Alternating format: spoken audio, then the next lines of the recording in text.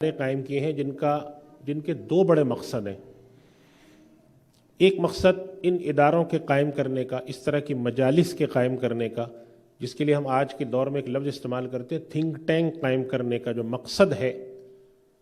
ایک مقصد تو یہ ہے کہ مسلمانوں کے جو معاملات بہت اہم ہیں، ضروری ہیں، ان پہ اجتماعی غور و فکر ہو جائے۔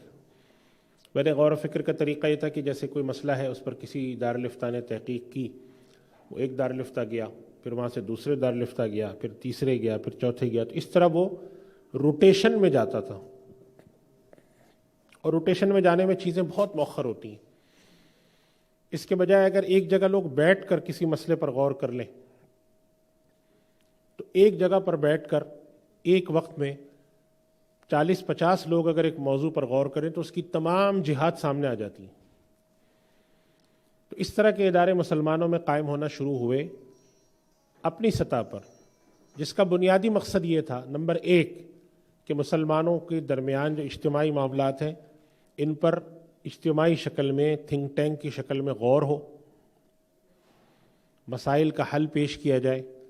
وہ مسائل جن کے حل کرنے میں ہمیں 3 سال، 4 سال، 5 سال لگ جاتے ہیں، 6 سال لگ جاتے ہیں، 10 سال لگ جاتے ہیں، یا اس کے اوپر کسی ایک آدمی نے تحقیق کی ہوتی ہے، 2 نے کی ہوتی ہے، اس کے بجائے اس کے پر 50 لوگ کریں، 500 لوگ کریں، 100 لوگ کریں، تو ایک تو یہ کہ اجتماعی رائے، اس کی تمام جہات نکل کر سامنے آ جائیں گی۔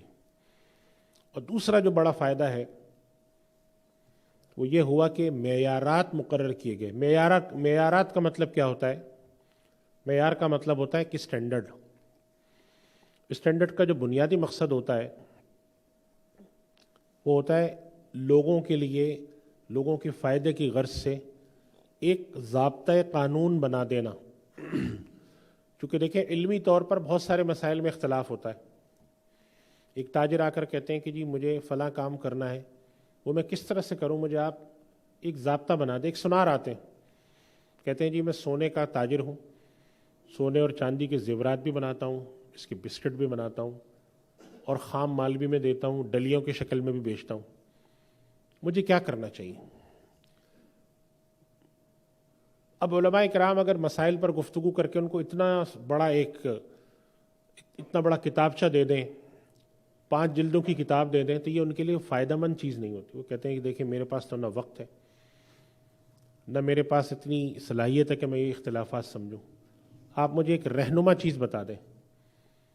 پھر وہ جو رہنما چیز ہوگی وہ پورا صرافہ بازار، چاہے وہ کراچی کا ہو، چاہے وہ حیدرآباد کا ہو، لاہور کا ہو، اسلام آباد کا ہو، سارے صرافہ بازار ایک طرح سے کام کریں گے۔ تو آپ ہمیں کوئی ضابطۂ قانون بنا کر دے دیں، کوئی رہنمائی کا کتابچہ بنا کے دے دیں، جس کے اندر ہمارے پاس جو رہنما قوانین ہوں ان پر ہم عمل کرتے ہوئے یکساں کام کریں۔ کراچی کے تاجر کو لاہور والے کے ساتھ مشکل نہ ہو، کراچی کے تاجر کو دبئی کے تاجر کے ساتھ مشکل نہ ہو۔ ایک جیسا کام کرنے کا طریقہ کار اگر آپ وضع کر دیں تو ہمارے لیے بڑی آسانی ہو جائے۔ تو شرعی معاملات میں رہنمائی فراہم کرنے کے لیے ایک جیسا طریقہ کار وضع کرنے کا کام شریعہ اسٹینڈرڈ بنانا کہلاتا ہے، معیارات شرعیہ۔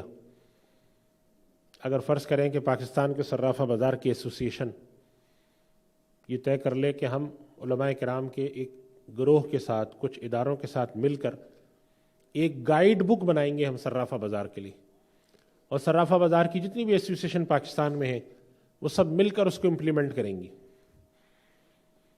پاکستان کے اندر بلڈنگ بنانے کے جو ادارے ہیں ہمارے یہاں، جیسے آباد ایسوسی ایشن آف بلڈرز اینڈ ڈیولپرز والے، یہ اگر طے کر لیتے ہیں کہ ہمارے یہاں فلیٹ کی بکنگ ہوتی ہے، پلاٹ کی بکنگ ہوتی ہے، گھروں کی بکنگ ہوتی ہے، اس میں بڑے مسائل بھی ہوتے ہیں، لڑائیاں بھی ہوتی ہیں، پیچیدگیاں بھی ہوتی ہیں، کوئی کچھ کرتا ہے، کوئی کچھ کرتا ہے، ہم اس کے بارے میں ایک رہنما کتابچہ بنا کے، ایک اسٹینڈرڈ بنا کے امپلیمنٹ کر دیں کہ آج کے بعد سے ہم جو کچھ بھی کریں گے ان قوانین کے تحت ہوگا۔